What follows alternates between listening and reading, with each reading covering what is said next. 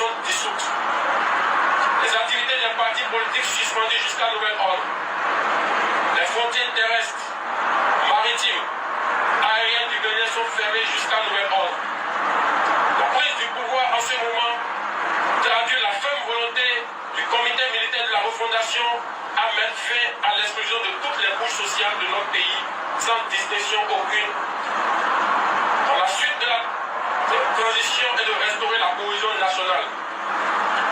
L'armée nationale exercera jusqu'à nouvel ordre la plénitude des pouvoirs dévolus à l'État du Bénin.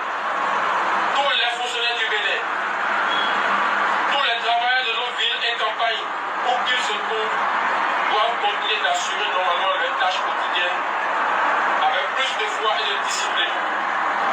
Quant aux vaillantes populations, l'armée les invite à vaquer librement à leurs occupations dans la paix et la tranquillité. À la communauté internationale, le comité militaire de la refondation rassure que les engagements internationaux du Bénin ainsi que les droits humains seront respectés. Enfin, l'armée s'engage solennellement à donner au peuple béninois l'espoir d'une eau véritablement nouvelle où il règne la fraternité, la justice et le travail, symbole de notre unité nationale. Vive l'armée, vive la refondation de notre chère patrie. L'annulation de la prise en charge par l'État est dialysée, entraînant des morts en cascade. Le dénigrement du corps enseignant à travers la création de la catégorie des AME, terme qui traduit une marginalisation, voire une clochardisation des personnes pourtant très engagées à servir leur pays.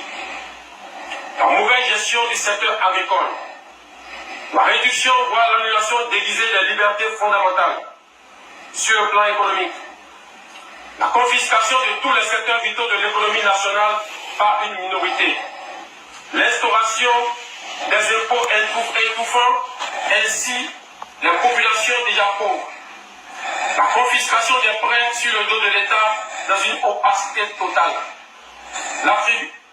l'attribution des marchés publics sans transparence. Sur le plan politique, l'exclusion totale des acteurs ayant des idées jugées contraires à la gouvernance de M. Patrice Talon et la privation de certains citoyens de leur droit de faire le choix de leur candidat. Le vote des lois chrysogènes, le renvoi à l'exil de certains citoyens du pays, les arrestations tous azimuts et l'emprisonnement de citoyens sur faute d'intimidation. Eu égard de ce qui précède, le comité militaire pour la refondation CMR a décidé 1. La constitution du novembre 2025 est suspendue. Toutes les institutions sont dissoutes. Les activités des partis politiques suspendues jusqu'à nouvel ordre. Les frontières terrestres, maritimes, aériennes du Bénin sont fermées jusqu'à nouvel ordre. La prise du pouvoir en ce moment traduit la ferme volonté du comité militaire de la refondation à mettre fin à l'exclusion de toutes les couches sociales de notre pays, sans distinction aucune.